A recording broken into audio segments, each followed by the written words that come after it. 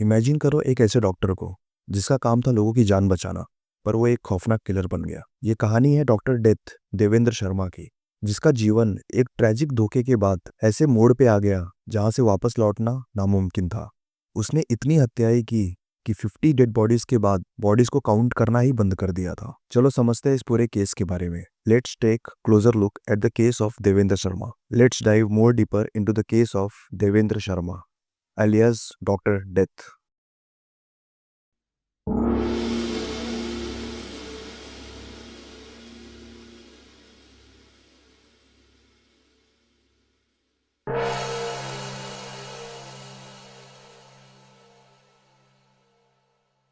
देवेंद्र शर्मा उत्तर प्रदेश के अलीगढ़ के छर्रा का रहने वाला है।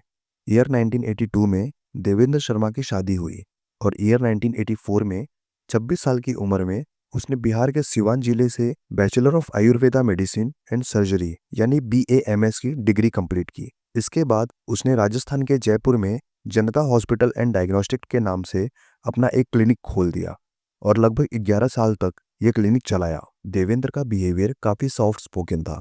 वो बहुत जल्दी लोगों से दोस्ती कर लेता था। लोग भी उसे काफी पढ़ा लिखा और वेल मैनर्ड समझते थे। अगर आप अर्ली 90s की बात करते हो तो इवन इफ अगर आपके फादर या ग्रैंडफादर 10th पास हैं तो उन्हें काफी रिस्पेक्ट की नजर से देखा जाता था, क्योंकि उस वक्त हायर लेवल एजुकेशन भी एक लग्जरी होता था which was rare to meet because of financial condition of many of our middle class families.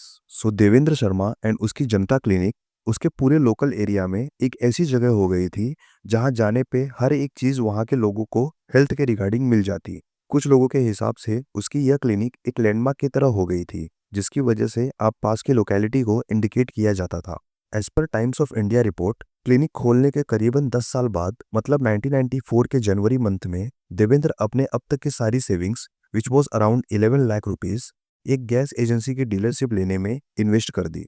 ये डीलरशिप थी भारत फ्यूल नाम के कंपनी की। इस डीलरशिप के थ्रू वो गैस एजेंसी ओपन करता जिसमें बहुत अच्छी कमाई होती है, पर अनफॉर्चुनेटली ये कंपनी 6 महीने बाद रातों रात गायब हो जाती है। जनवरी 1994 में देवेंद्र ने इन्वेस्टमेंट की थी और सेम उसी साल के अगस्त महीने में भारत फ्यूल नाम की ये कंपनी इन्वेस्टर के सारे पैसे लेकर के रातों रात फरार हो जाती है। जब ये बात देवेंद्र को पता चली तो उसे समझ आ गया था कि वो कंगाल हो चुका है और उसके पास अब एक सिंगल पेनी भी नहीं है कुछ भी आगे करने के लिए। देवेंद्र की फाइनेंशियल कंडीशन इतनी खराब हो गई थी कि वो अपने बच्चों के आगे के एडमिशन भी नहीं करा पाया। इतना सब कुछ होने के बाद देवेंद्र पूरी तरह डिप्रेशन में चला जाता है और इसी डिप्रेशन ने एक ऐसा टर्न लिया कि उसे एक सीरियल किलर बनना पड़ा। फिर से पैसे कमाने के लिए देवेंद्र ने वही रास्ते अपनाए जिस वजह से उसे धोखे मिले थे। वो वापस अलीगढ़ गया और अपने गांव छर्रा में एक फर्जी गैस एजेंसी खोल ली। लेकिन असली दिक्कत थी गैस सिलेंडर का सप्लाई। लखनऊ से अलीगढ़ तक सिलेंडर लाने में पुलिस से पकड़े जाने का डर हमेशा बना रहता। इसी बीच उसकी मुलाकात वेदवीर, उदयवीर और राज नाम के 3 लोगों से हुई जो सुनसान रास्तों पे गाड़ियां लूटने का काम करते थे। देवेंद्र इनसे मिलने के बाद अपने आप को काफी कंप्लीट महसूस करने लगा और अपने क्राइम को और कॉन्फिडेंस के साथ आगे बढ़ाने लगा। देवेंद्र शर्मा और उसके ये 3 साथियों ने LPG सिलेंडर से भरे ट्रक लूटने शुरू कर दिए। लूट के सिलेंडर अपनी एजेंसी में बेचता और सबूत मिटाने के लिए उन ट्रक्स के पार्ट्स मेरठ में कबाड़ियों को बेच देता। अब आप सोच रहे होंगे लूट के बाद वो गैस सिलेंडर्स को बेच देता, पूरी की पूरी ट्रक डिसॉल्व करके उन्हें कबाड़ियों में भी बेच देता, पर उन ड्राइवर्स का क्या जो उन ट्रक्स के साथ आते थे? उन ड्राइवर्स को ठिकाने लगाना देवेंद्र के लिए एक बहुत बड़ा चैलेंज था। देवेंद्र और उसकी गैंग ड्राइवर्स को मार तो देते थे, पर उनकी लाश को ठिकाने लगाना उनके लिए सबसे बड़ी चुनौती थी। तो जो 3 लोग देवेंद्र के साथ काम करते थे उसमें से उदयवीर नाम के शख्स ने बताया कि अलीगढ़ के करीब 50 से 60 किलोमीटर की दूरी पे काशगंज नाम की जगह है जहां पे एक मीडियम साइज का हजारा नहर नाम की एक लेक है जिसमें हाई नंबर ऑफ क्रोकोडाइल्स रहते हैं। इससे देवेंद्र को एक आइडिया मिल जाता है और वो सारे ट्रक ड्राइवर्स के बॉडीज को उसी लेक में डिस्ट्रॉय करने लगता है। बेसिकली ये होता है कि वो ट्रक ड्राइवर्स की बॉडीज को उस लेक में फेंक देता है और मगरमच्छ उन्हें खा लेते थे, जिससे कोई एविडेंस बचता ही नहीं था। ये सेम पैटर्न देवेंद्र और उसके तीनों साथी करीबन 2 साल तक रिपीट करते हैं। सेम गैस सिलेंडर से भरी ट्रक को लूटना, उसे अपनी फर्जी कंपनी के अंडर बेच देना, ट्रक को डिसॉल्व करके उसे कबाड़ियों के पास बेच देना और ट्रक ड्राइवर को मौत के घाट उतार के उन्हें हजारा नहर में फेंक देना मगरमच्छों के सामने। सब कुछ ठीक चल रहा था देवेंद्र की जिंदगी में और सब कुछ सेट लग रहा था उसे क्योंकि इससे उसे मोटी रकम आने लगी थी। पर फिर देवेंद्र और उसकी गैंग से एक बहुत बड़ी मिस्टेक हो जाती है। देवेंद्र और उसके साथियों ने एक गलत ट्रक लूट ली। वो ट्रक एक पॉलिटिशियन के रिश्तेदार की थी। अब पुलिस पे प्रेशर था कि वो जल्द से जल्द चोर को ढूंढे और इसी बीच पुलिस की नज़र देवेंद्र और उसके ग्रुप पे पड़ी। पहली बार वो फेक गैस एजेंसी के चार्ज में गिरफ्तार हुआ, लेकिन ट्रक ड्राइवर्स के डेथ का कोई प्रूफ नहीं था, इसलिए वो जेल से जल्दी ही बेल पे बाहर आ गया। लेकिन देवेंद्र को 2 नंबर के पैसों की इतनी आदत हो गई थी कि वो जेल से जस्ट बाहर आने के 3 महीने के अंदर उसने उत्तर प्रदेश के अमरोहा नाम के शहर में एक फिर से फेक गैस एजेंसी ओपन कर ली। लेकिन ये गैस एजेंसी उसकी ज्यादा दिन नहीं चली और पुलिस की रेड के बाद देवेंद्र को पूरा उत्तर प्रदेश छोड़ना पड़ा। बिकॉज उत्तर प्रदेश में 90s के समय क्राइम बहुत ही पीक पे जा रहा था और सेम लॉ इन्फोर्समेंट भी काफी स्ट्रिक्ट हो रही थी उसे कंट्रोल करने के लिए। देवेंद्र ने डिसाइड किया राजस्थान के जयपुर आने का, बिकॉज वहां उसके कुछ रिश्तेदार रहते थे।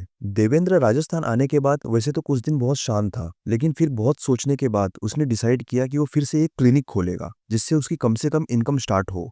पर क्लिनिक ओपन करना सिर्फ एक कवर अप था। एक्चुअली में वो अब ट्रक ड्राइवर्स को छोड़ के अपना पूरा फोकस टैक्सी ड्राइवर्स को निशाना बनाने में लगाने लगा।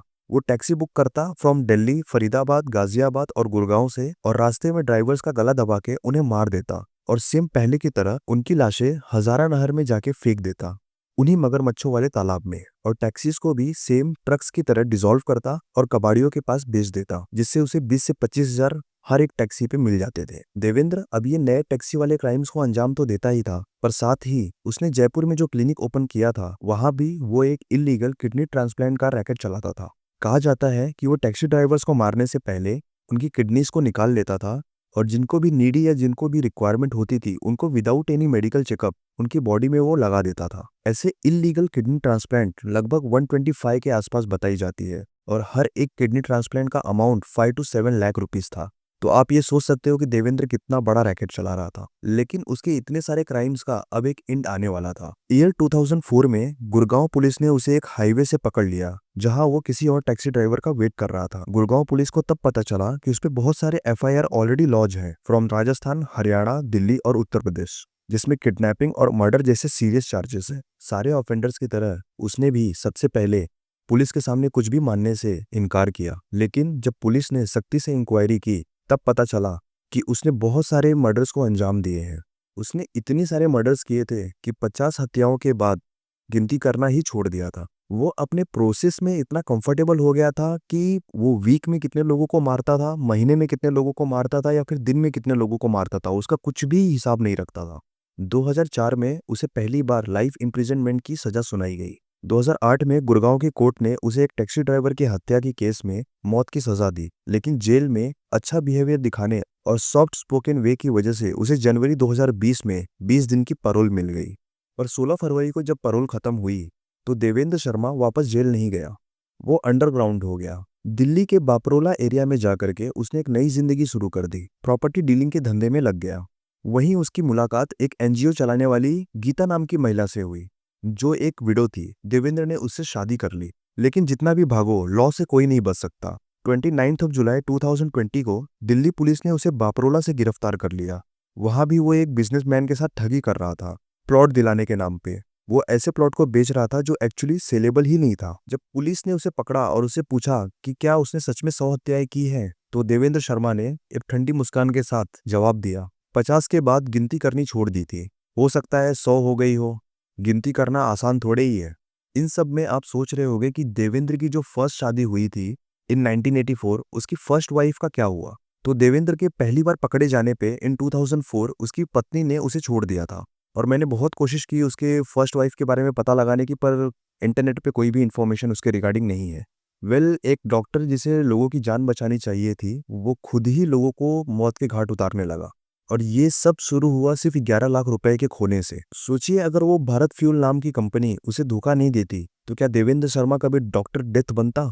इसी के साथ ये केस यही समाप्त होता है। गाइज अगर आपको ट्रू क्राइम डॉक्यूमेंट्री देखना पसंद है तो प्लीज हमें सब्सक्राइब करो, बिकॉज हम यहाँ वही बनाते हैं। अगर आपको कोई भी केस रिकमेंड करना है तो यहाँ दिए गए email ID पे मेल कर सकते हैं या फिर कमेंट डाउन करके बता सकते हैं। Thank you for watching, bye bye.